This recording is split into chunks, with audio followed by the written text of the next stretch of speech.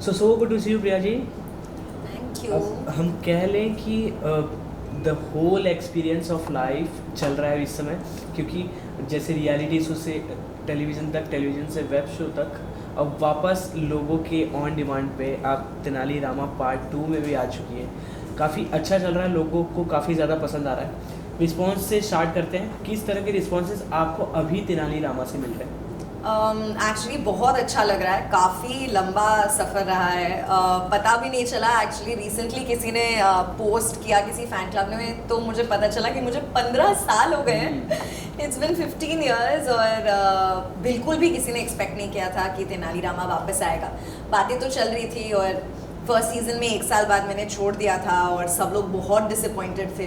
और उसके अगले 6 साल तक मुझे कंटिन्यूस मैसेजेस आए हैं कि क्यों छोड़ा, we want Sharda back and आप वापस आ जाओ, मज़ा नहीं आ रहा तेनाली रामा में। And it's crazy how season 2 happened. और फिर मुझे वापस बुलाया गया, तो मैंने ऑब्वियसली सोचा कि करना चाहिए, क्योंकि इतना लोग याद कर रहे हैं मुझे। And it's one of the most iconic characters. अगर मेरी पूरी एक्टिंग जर्नी को देखा जाए तो लोग शारदा को तेनाली रामा से याद रखते हैं, तो इसीलिए ऑब्वियसली मैंने मना करने का कोई चांस ही नहीं था, तो मैंने हाँ बोला। और हमने एक्सपेक्ट नहीं किया था कि सीज़न 2 भी इतना अच्छा चलेगा और लोगों को इतना प्यार लोगों का मिलेगा। बिकॉज यूजुअली ऐसा कभी होता नहीं है कि 5-6 साल बाद किसी शो का सीज़न 2 आए और वो भी बिल्कुल सेम कास्ट के साथ, सबके सब सेम, और हम लोग सब मोर और लेस एक जैसी दिखते हैं, which is I think God's blessing. और बहुत अच्छा लग रहा है इतना सारा प्यार मिलकर। बिल्कुल। सीज़न 2 की बात करें तो उससे पहले सीज़न 1 की तो बात करनी ही पड़ेगी, क्योंकि लोगों ने इतना ज़्यादा आपको मिस किया था सीज़न 1 में जब आपने छोड़ दिया था।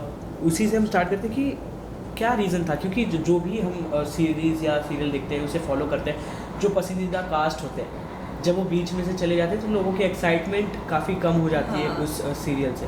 तो क्या मेन रीज़न था वो पार्ट 1 छोड़ने का बीच में से?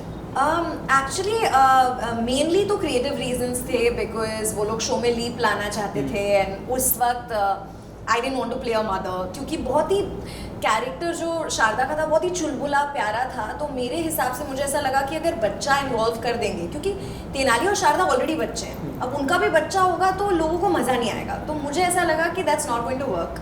और बच्चा आएगा तो मुझे भी मज़ा नहीं आएगा वो कैरेक्टर प्ले करने में, मैं रिस्ट्रिक्ट हो जाऊंगी और ऑडियंस को भी मज़ा नहीं आएगा।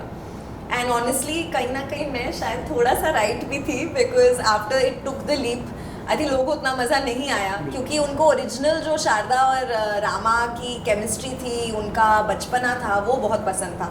तो इस वजह से मैं नहीं करना चाहती थी। एंड ऑल्सो बैक देन मुझे लगा कि मैं एक ही चीज़ में बंद के नहीं रहना चाहती। मैं एक्टर हूँ, क्योंकि मैं अलग अलग कैरेक्टर्स निभाना चाहती हूँ। और तेनाली रामा अच्छा चल रहा था और मुझे पता था कि ये और 3-4 साल चलेगा, और अगर मैं अभी रुक गई तो मैं और अगले 4 साल तक रुक जाऊँगी। और शो चला भी, काफ़ी लंबा चला।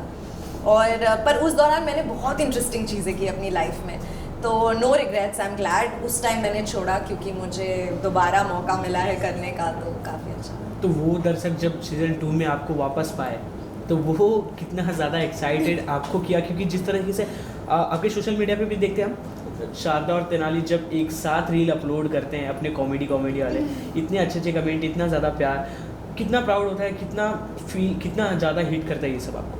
एक्चुअली बहुत अच्छा लगता है। हमने जब फर्स्ट टाइम हमने किया था तेनाली रामा, तब इंस्टाग्राम इतना बड़ा नहीं था, तो तब वायरल होना क्या होता है या लोगों को कितना पसंद आ रहा है डायरेक्ट आपको समझ नहीं आता था। पर इस बार जिस तरह के मेरे और रामा के रील्स, तेनाली के रील्स बनते हैं, एडिट्स बनते हैं, लोग जिस तरह से हमें प्यार दे रहे हैं, इट्स रियली ओवरवेलमिंग। हम लोग दोनों एक दूसरे को भेजते रहते हैं सारी वीडियोस कि तूने ये देखा, ये कितना क्यूट है, ये कितना क्यूट है। तो दोनों we are both very very grateful, और बहुत प्यार मिल रहा है और बहुत अच्छा लगता है। और हमें आपस में भी सीन्स करने में बहुत मज़ा आता है, तो काफ़ी अच्छा लगता है। सो मैं अभी जिस प्रिया जी से बात कर रहा हूँ उनसे मैं जानना चाहता हूँ कि जो 2010 वाली बेताब दिल की तमन्ना वाली प्रिया जी थी, उनमें और अब में क्या मेन डिफरेंस आ गया है जो आपने अपने आप में जाना? एक्चुअली हाँ, ये मैंने कभी सोचा ही नहीं है, मुझे ना कभी किसी ने पूछा है। और तब मुझे एक्चुअली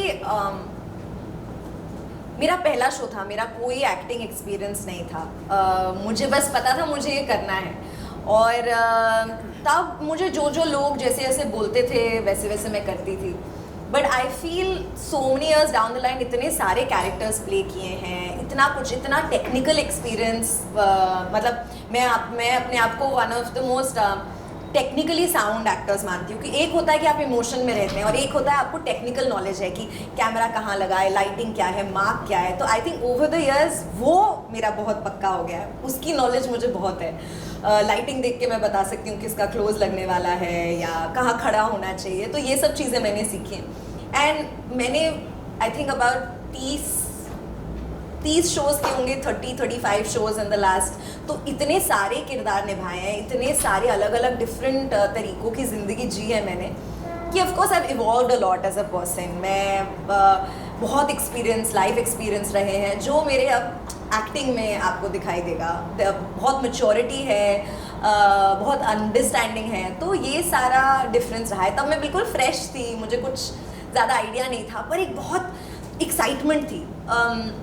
एक्साइटमेंट अभी भी है नए नए कैरेक्टर्स प्ले करने की, पर बहुत एक्सपीरियंस भी आ गया है और बहुत ठहराव आ गया आई थिंक लाइफ। बिल्कुल, वो एक्सपीरियंस से बिल्कुल आता है।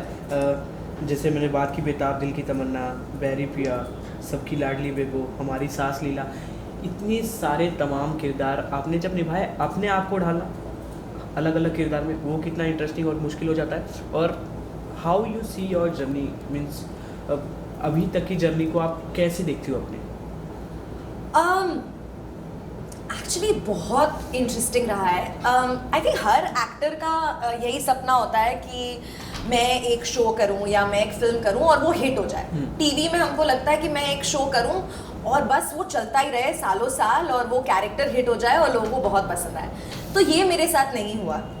मैंने जो पहला शो किया वो आई थिंक 1 साल चला, कभी कोई शो 2 साल चला।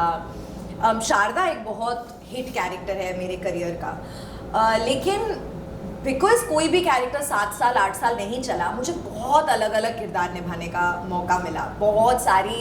एंड आई थिंक एक्टर का एक सारी दुनिया के सारे प्रोफेशंस एक तरफ और एक्टर बनना एक तरफ, क्योंकि आप एक ज़िंदगी में इतनी सारी जिंदगियां जी सकते हो, आप इतना कुछ प्ले कर सकते हो। मतलब मैं नागिन भी बन सकती हूँ, मैं कॉलेज की स्विमर भी बन सकती हूँ, मैं हिस्टोरिकल कहीं 14वीं सेंचुरी में जा सकती हूँ, मैं कुछ भी कर सकती हूँ। तो मुझे वो सारे मौके मिले करने के।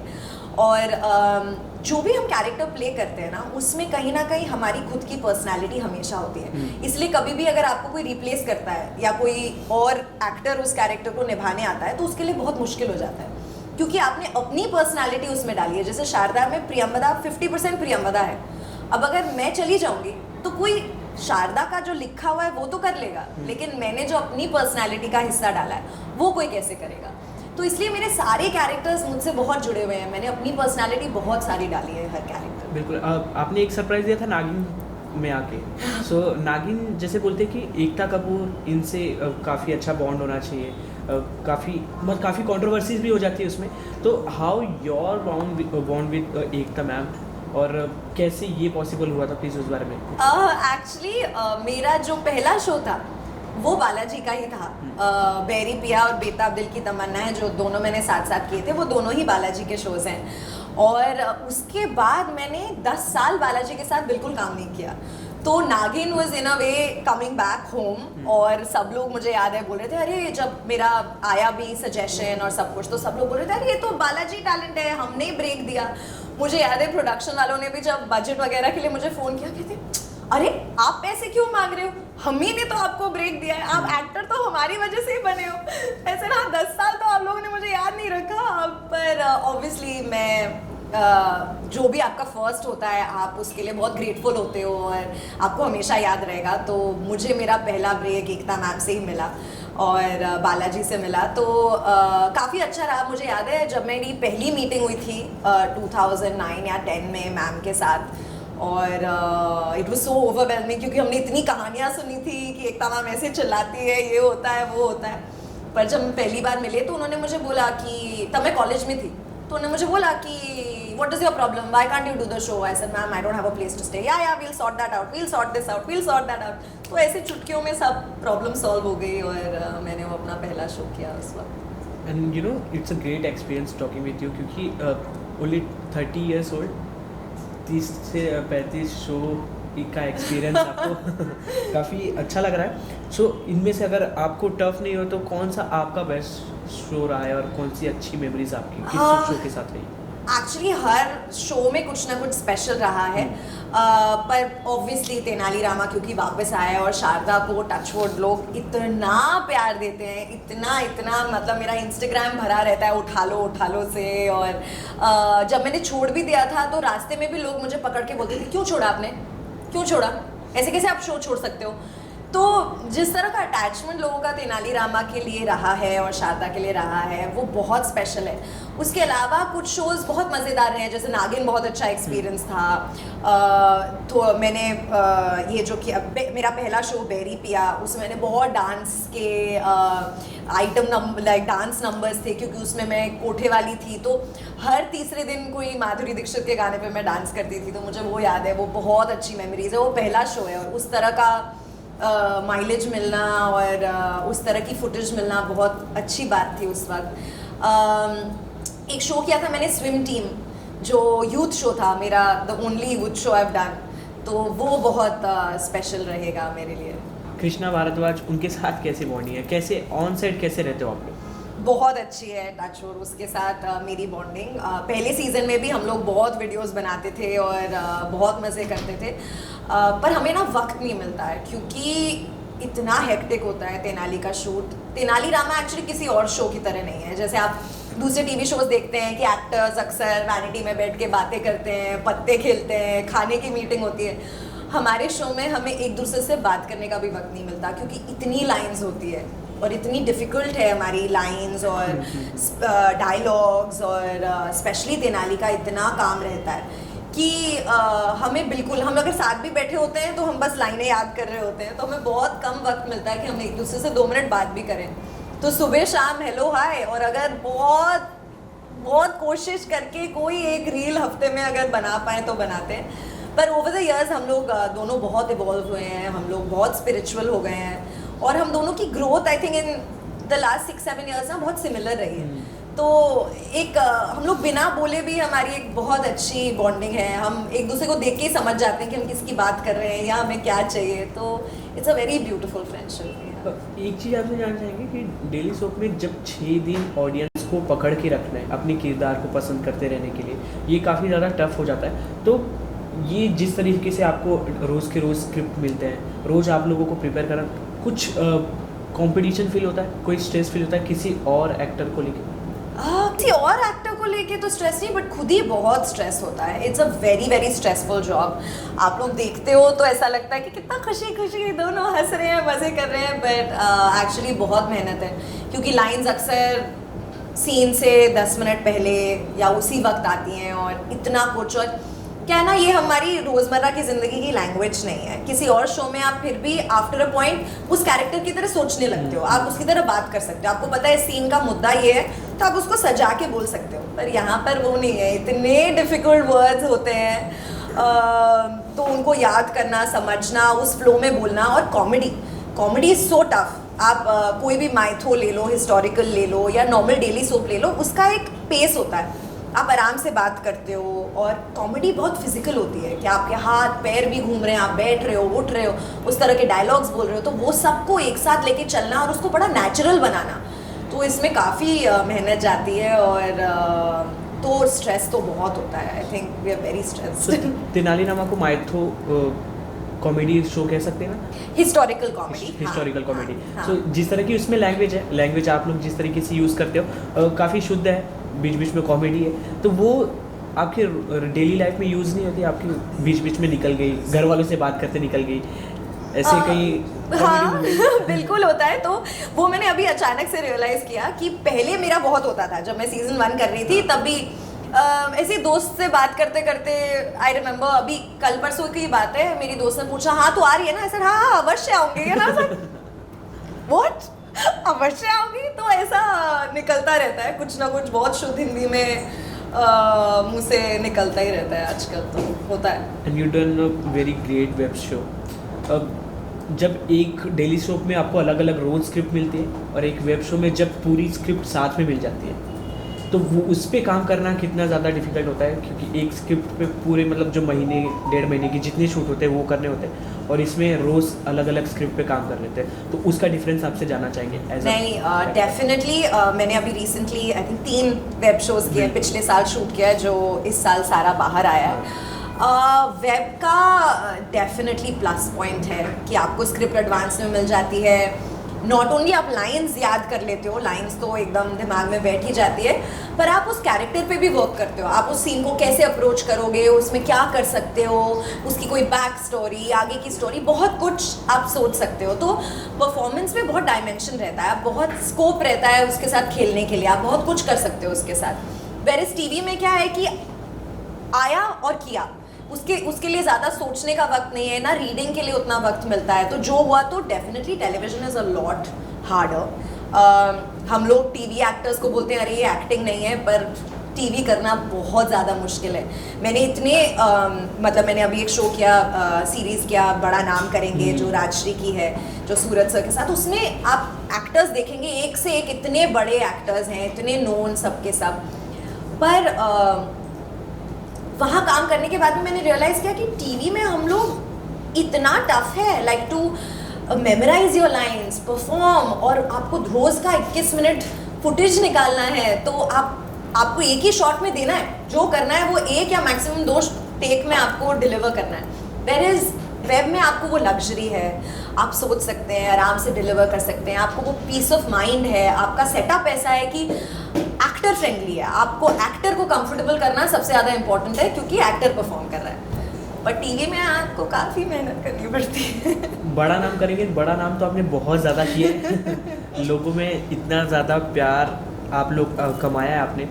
इसकी बैक स्टोरी आपसे जानना चाहेंगे कि आपसे हमने सुना था कि ये आपकी ड्रीम प्रोजेक्ट थी, बड़ा नाम करेंगे, इनके कास्ट और इनके प्रोड्यूसर डायरेक्टर के साथ काम करना, तो प्लीज़ कुछ बताइए इस बारे में। बिल्कुल, आई थिंक हर लड़की का राजश्री फिल्म में, मतलब हर एक्ट्रेस का, या even people who don't want to be an actor, उनको एक राजश्री सेटअप में होना आई थिंक सबका मन है। और मैंने बचपन में जो पहली फिल्म देखी थी वो हम आपके हैं कौन थी, और मैंने माधुरी दीक्षित को डांस करते हुए देखा था, एंड आई वाज लाइक अरे मुझे यही करना है।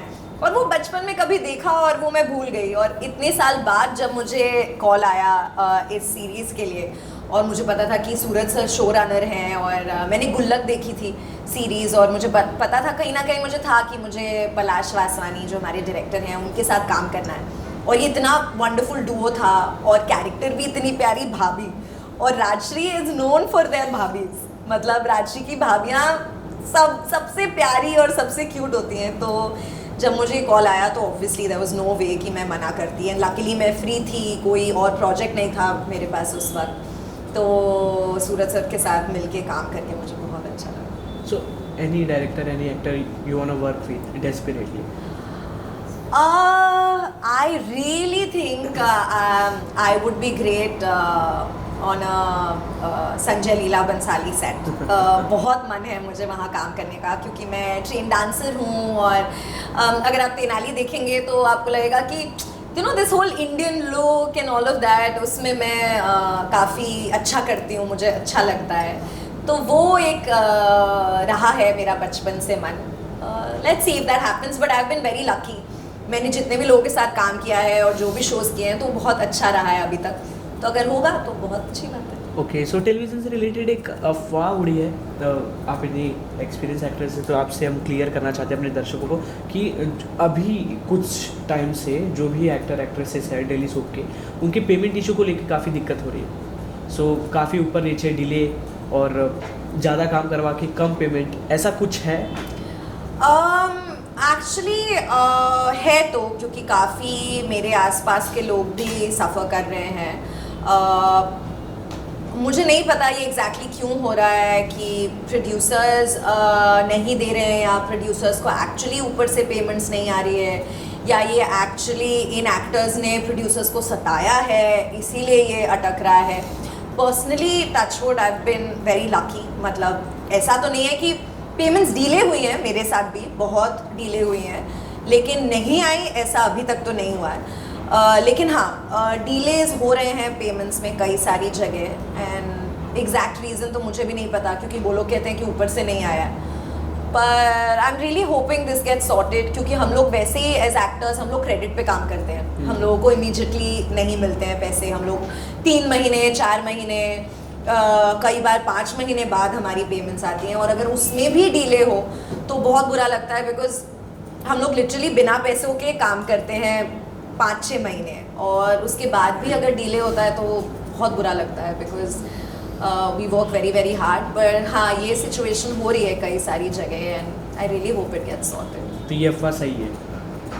मतलब हो तो रहा है, आसपास कई लोगों के साथ हो रहा है। अब सब प्रोड्यूसर्स ऐसे नहीं है, बिल्कुल भी नहीं। आई थिंक 90% प्रोड्यूसर्स सही टाइम पर कर रहे हैं सब कुछ, लेकिन वो 10% की वजह से जो लोगों को तकलीफ हो रही है, तो लोग तो बात करेंगे। बिल्कुल।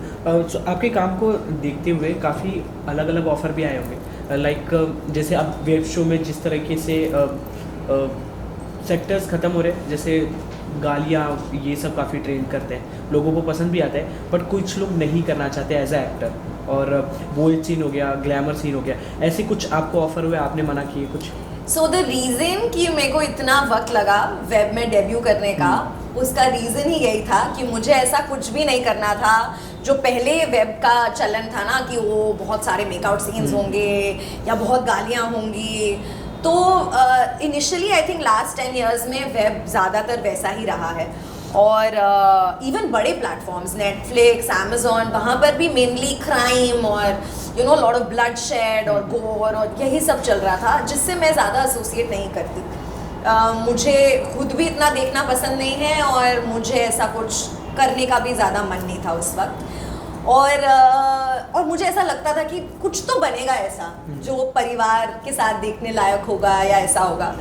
And you know it worked out. मतलब राजश्री का डेब्यू OTT में, और राजश्री से प्योर एंड पायस और संस्कारी तो और कुछ है ही नहीं, और उस सीरीज़ का पार्ट होना और पहला डेब्यू मेरा उनके साथ होना, ये I think it's just pure luck कि मुझे करना नहीं था वैसा कुछ, और इनका आया और ये भी हो गया। मेरी जो दूसरी सीरीज़ है अमेजोन पे, किल दिल, वो भी काफ़ी स्वीट कॉलेज रोमांस और बहुत इंटरेस्टिंग एक मिस्ट्री स्टोरी है।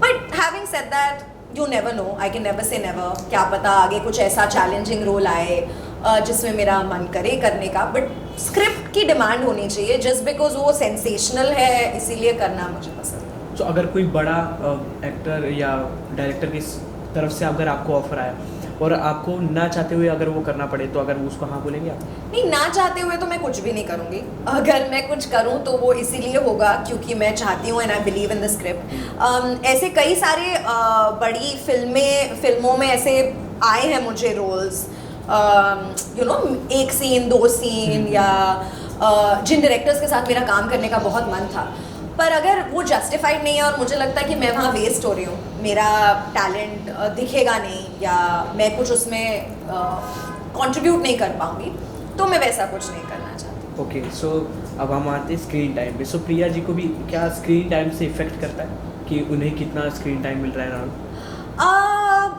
हाँ, इफ़ेक्ट तो मुझे करता है। मैं ऐसा कुछ इनसिग्निफिकेंट नहीं करना चाहती कि लोगों ने देखा और किसी को ध्यान भी नहीं रहा कि मैं वहाँ हूँ। तो इसीलिए मैं बहुत कंसर्न थी बड़ा नाम करेंगे करने में भी, क्योंकि उसमें मैं लीड नहीं हूँ। यूजुअली मैंने हमेशा प्रोटैगनिस्ट ही प्ले किया है, या तो मैं हीरोइन रही हूँ या विलन रही हूँ, बीच का मैंने कुछ ऐसा नहीं किया है इनसिग्निफिकेंट जिसे आप देख के भूल जाएं। पर यही खासियत है वेब सीरीज़ की कि आपके पास अगर एक सीन भी हो जिसका एम्फेसिस है, तो लोग हीरो हीरोइन को भूल जाएंगे पर उस इंसान को याद रखेंगे जिसका वो इम्पैक्टफुल सीन था। एंड आई थिंक वही हुआ कहीं ना कहीं। मेरे डायरेक्टर ने भी मुझे वैसे ही कन्विंस किया कि उसमें ना पूरी सीरीज़ में ऐसे 2 सीन हैं इन विच ऑडियंस का दिल आप ले जाओगे, और वो जो 2 सीन्स उन्होंने कमिट किए थे, वो सीन्स इतने वायरल हुए, लोगों को इतना पसंद आया, मुझे इतने सारे लोगों ने फ़ोन किया, और मैं खुद जब वो सीन देख रही थी ना, मैं खुद रो रही थी बैठ के। वैसे यार इतने सालों में मैंने इतना काम किया है, पर ये एक सीन ने मुझे, मतलब इट्स गिविंग मी गूज़बम्प्स। तो I think web has that power कि आपका एक सीन भी ऐसा मिले ना आपको जिसमें आप बहुत अच्छा करोगे, तो वो स्क्रीन टाइम फिर फ़र्क नहीं पड़ता, वो एक सीन ही आप लोगों का दिल ले जाओगे वहाँ पर। बिल्कुल, और आप दिल ले गई। तो ये बात तो अब वेब शो की हो गई, टेलीविज़न की हो गई। सो अब फाइनली बात करते हैं your best career part for me also, Splitsvilla. Splitsvilla 12 का खिताब जब आपके नाम आया, तो ये तो जो आपके ऑन स्क्रीन जितने भी किरदार होते हैं ये लोगों ने देखा, बट वो रियलिटी शो में जो आपका फेस लोगों ने देखा था, जो आपका रहने का ढंग, बोलने का ढंग वो देखा था, उन चीज़ों ने आपको क्या सिखाया और वो कितना बड़ा मोमेंट था आपकी लाइफ चेंजिंग के लिए? आई थिंक स्प्लिट्सविला जाना एक बहुत अच्छा डिसीजन था। सब लोग मेरे अगेंस्ट थे बिकॉज मैंने 10 साल का टीवी कर चुकी थी और तेनाली रामा कर चुकी थी तब, और काफ़ी हिट शोज किए थे मैंने। और उसके बाद अचानक से ओवरनाइट, मतलब मुझे दोपहर को कॉल आया, उन्होंने बोला अगले दिन जाना है। मैंने बिना सोचे, मैंने सोचा हाँ 1 महीने फ़ोन नहीं, कुछ नहीं, दुनिया से कुछ लेना देना नहीं, भाग जाती हूँ मैं। तो मैंने अपने कुछ दोस्तों को बताया, they said are you going to host? ऐसा नहीं, होस्ट तो सनी करती है, रणविजय करता है। ऐसे नहीं, तो कुछ अलग सेगमेंट होस्ट। ऐसे no, I am going as a contestant. You like what, why would you do that?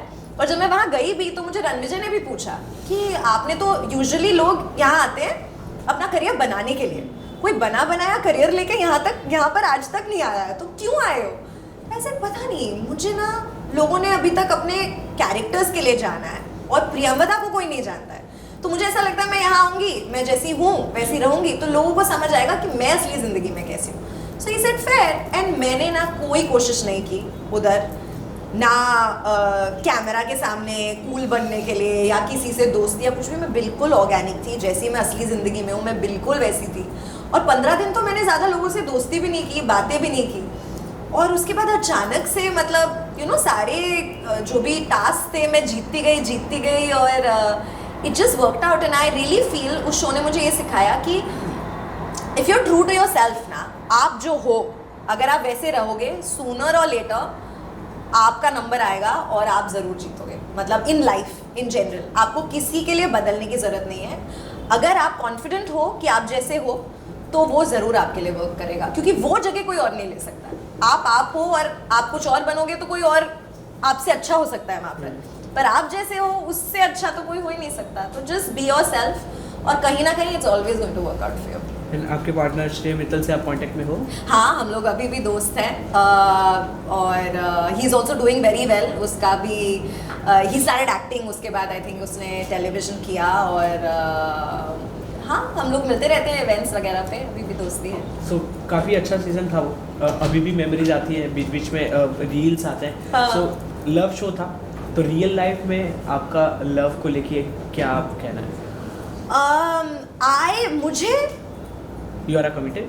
मुझे नहीं, आई एम सिंगल अभी, बट मुझे I mean a lot of people won't agree, लेकिन मुझे लगता है प्यार बहुत बार होता है, प्यार होता रह सकता है। और क्योंकि आप इवॉल्व करते हैं as a person, you know things change. आपको कभी कुछ चीज़ें पसंद होती हैं, फिर ज़िंदगी में आप और सीखते हो, आपकी और मैच्योरिटी लेवल वो होती है। तो कई बार जो आपका पार्टनर है वो एक साथ इवॉल्व नहीं होते, उनका डायरेक्शन अलग हो जाता है, इवॉल्व होने का आपका अलग हो जाता है, तो कई बार डिस्कनेक्ट आ जाता है। And then you might need someone जो आपके साथ ज़्यादा कनेक्ट करे। तो ऐसा होता है और इसमें कुछ गलत नहीं है, as long as you are not hurting anybody, as long as you know कोई और को दुख नहीं पहुंच रहा है आपकी इन डिसीजन से। तो आई थिंक प्यार बहुत खूबसूरत है और प्यार में रहना मुझे बहुत पसंद है और होता रहता है यार क्या कर सकते हैं। यू बिलीव इन पहली नज़र वाला प्यार? बिल्कुल बिल्कुल, मोस्ट डेफिनेटली। मुझे लगता है कि आप जब किसी से मिलते हो आपको तुरंत पता चल जाता है कि ये इंसान मुझे पसंद आएगा या नहीं आएगा, इसको फ्रेंड जोन करना है, इसको ब्रदर जोन करना है या इसको इग्नोर करना है। आई थिंक हम सभी देखते ही पहचान जाते हैं। थोड़ा अप्रोच करने में वक्त लगता है, एक दूसरे को समझने में वक्त लगता है, बट आई थिंक प्यार तो पहली नज़र में ही होता है। सो हम कब आपकी तरफ से वो गुड न्यूज़ सुनने वाले हैं? न्यूज़ तो मैं नहीं सुनाने वाली अगर प्यार में हूँ या नहीं हूँ, एक बार पब्लिक हो चुका है मेरा प्यार, दोबारा करने का मेरा कोई इंटरेस्ट नहीं है। So, in a private? Absolutely, I think अब मैं प्राइवेट ही रखने वाली हूँ अपनी लाइफ पूरी। स्प्लिट्सविला रियलिटी शो के बाद, इतना प्यार मिलने के बाद आप किसी और रियलिटी शो में नहीं दिखी, क्योंकि अक्सर हमने देखा है स्प्लिट्सविला हो गया, तो अब तो ये भी ट्रेंड है स्प्लिट्सविला के बाद रोडीज जा रहे हैं लोग, उसके बाद बिग बॉस जा रहे हैं, फिर खतरों के खिलाड़ी ये स्टेप हो चुका है, बट उसके बाद आप कहीं भी किसी भी रियलिटी शो में नहीं दिखी, वाई? तो एक्चुअली मेरा सीजन के बाद तुरंत लॉकडाउन हो गया। आई थिंक 2019 में था और ऑलमोस्ट 1-2 साल का आना जाना वाला लॉकडाउन था। और लॉकडाउन के बाद तुरंत मुझे नागिन ऑफर हुआ और उसके बाद मैं एक और शो करने लगी। आई थिंक क्या नाम था, उसके बाद एक और शो, काफ़ी पॉपुलर शो था, तो वो शुरू हो गया। तो and acting was always my first love. Obviously 10 साल में एक्टिंग कर चुकी थी और उसके बाद मैंने एक रियलिटी शो किया और मुझे आया था बिग बॉस का कॉल राइट आफ्टर स्प्लिट्स, क्योंकि आई थिंक जो लोग जीतते हैं बाय डिफ़ॉल्ट उन्हें फ़ोन तो कर ही लेते हैं। पर उस वक्त मुझे ऐसा लगा कि बहुत सिमिलर हो जाएगा। मैंने जो स्प्लिट्सविला में ज़िंदगी जी है और उसके बाद मैं जब बिग बॉस में आऊँगी तो वो बहुत सिमिलर होगा वही, क्योंकि मैं as a person I have not grown, it's the same. 6 महीने में क्या ही अलग हो जाएगा, वही चीज़ें होंगी जो मैंने वहाँ की, वही फ़ोन नहीं, वही, और मैं लड़ाई झगड़ा वाली पर्सन हूँ नहीं इतनी। तो मुझे ऐसा, and also because I one, और मुझे ऑनेस्टली था कि मैं तब बिग बॉस करना चाहूँगी जब मैं जीत सकूँ दोबारा। तो I don't want to ruin my winning streak and I felt कि अभी स्प्लिट्सविला किया है and it's very similar. Audience मेरा क्या अलग देखेगी? तो as a person if I grow, if I change a little and then if I come back, तो वो जर्नी मेरे लिए भी इंटरेस्टिंग होगी देखना कि अब मैं क्या ऐसा, या इस कंडीशन में या इस प्रेशर में मैं क्या अलग कर रही हूँ। तो इसीलिए that year I let it be. और वैसे भी लॉकडाउन वाला साल था and I think we were all struggling with a lot of things at that time. तो वो, एंड आई एम ग्लैड कि मैंने उस वक्त नहीं किया। और बिग बॉस एक ऐसा शो है जो मैं आने वाले 10 साल में कभी भी कर सकती हूँ, 15 साल में। तो मैं तभी करना चाहूँगी जब मेरे विनिंग के चांसेस हायर हो। और खतरों मुझे देखना बहुत पसंद है, पर फियर, मैसिव फियर। इनफैक्ट अगर मरा हुआ कॉकरोच भी मुझे बाथरूम में दिख जाए तो मैं अपने गार्ड को नीचे से बुला के लाती हूँ उसे निकालने के लिए। तो वहाँ बैठकर कॉकरोच मेरे ऊपर नीचे घूमेंगे, ये तो बिल्कुल बर्दाश्त नहीं कर पाऊंगी। तो खतरों वाज रूल्ड आउट। स्प्लिट्सविला के बाद obviously Bigg Boss I want to do later. I really want to do Jhalak, dance reality show का मुझे बहुत ज़्यादा मन है। और इवन दो डांसिंग से मेरा नाता छूट गया है पिछले कुछ सालों में, लेकिन वो मेरा करने का बहुत मन है। तो if that ever works out I love to do that. So वो 2019 था, सो ये 2025 है। अब अगर कोई ऑफर मिलता है बिग बॉस से, अभी भी आप नहीं सोचते यू आर द विनर? अभी तो फिलहाल तेनाली में बिजी हूँ और इस बार मैंने प्रॉमिस किया जब तक तेनाली चलेगा मैं नहीं छोड़ूंगी। तो और मुझे ऐसा लगता है, आई रियली होप अगले 2-3 साल तक चले शो। तो उसके बाद अगर आता है I love to do it, because then I think काफी I changed as a person a lot. बिल्कुल। और फैंस तो ये चाहते हैं 2-3 साल नहीं, वो तो इन्फिनिटी चाहते हैं। I really hope so, I love to. मतलब अब इस बार आप गई तो काफी हर्ट करोगे आप अपने फैंस को। इस बार तो मैं चांस ही नहीं है जाने का। इस बार मुझे निकाल देंगे धक्के मार के तो भी मैं वहीं रहूंगी, नहीं जाना है मुझे, मैं वहीं रहूंगी। तो मैं बिल्कुल इस बार तो डिसअपॉइंट नहीं करूंगी किसी को। सोशल मीडिया पे आप काफ़ी ज़्यादा एक्टिव रहते हैं, सो उस पर उसके भी 2 पहलू हैं, positive comment, negative comment. So is the negative comment hits you? Actually touch wood बहुत कम नेगेटिव कमेंट्स आते हैं। I don't know if it's the character I am playing कि शारदा सब इतना पसंद करते हैं उसको क्या ही बुरा बोलेंगे, या पर्सनल लाइफ में भी मेरे ओपिनियंस या मेरा कुछ भी लोगों को इतना हर्ट शायद नहीं करता है कि लोग नेगेटिव बोले। हाँ, ऑफ कोर्स जब मैंने नेगेटिव कैरेक्टर्स प्ले किए हैं तो मुझे बहुत नेगेटिव कमेंट्स आए हैं कि तुम ऐसा क्यों कर रही हो and stuff like that. But that I take it as a compliment कि अरे मैं बहुत अच्छा एक्टिंग कर रही हूँ और मैं बहुत अच्छा ये कैरेक्टर निभा रही हूँ, इसलिए मुझे लोग बुरा बोल रहे हैं। बट पर्सनल लाइफ में बहुत पर्सनली हर्टफुल कमेंट्स बहुत कम है, और अगर होते भी है ना तो I just ignore it. I am just like they are doing it for attention, क्योंकि 10 में से 1 अगर बुरा है तो मैं वो बुरा वाला पढ़ूंगी। और मैं उनमें से नहीं हूँ जो उल्टा जवाब देती है या स्क्रीनशॉट करके ओ ऐसा क्यों। अरे उनकी ओपिनियन है, उनको बोलना है ना, यूर अ पब्लिक फिगर, लोगों का हक है अच्छा बुरा दोनों बोलने का। अब किसी को बुरा बोलना है तो ठीक है, यू इग्नोर इट। आपने वो फेज भी देखा हुआ है जब बेताब दिल की तमन्ना में जब सोशल मीडिया का क्रेज़ कुछ भी नहीं था, और अब तेनाली रामा पार्ट 2 में इतना ज़्यादा क्रेज़ है कि लोग वहाँ टेलीविज़न के साथ साथ आपको सोशल मीडिया पे भी एक्टिव देखना चाहते हैं। तो काफ़ी ट्रोलिंग वगैरह का भी सीन हो जाता है ये इस सोशल मीडिया के दौर में। तो ये आप किस तरीके से देखते हो कि अब अभी हाल ही में भी केस हुआ था जो समय रैना वाला, आपने भी सुना होगा। हाँ। तो एक एपिसोड की वजह से इतनी बड़ी कंट्रोवर्सी, हाई कोर्ट तक बात जाना, तो इस चीज़ को आप किस तरीके से देखते हैं?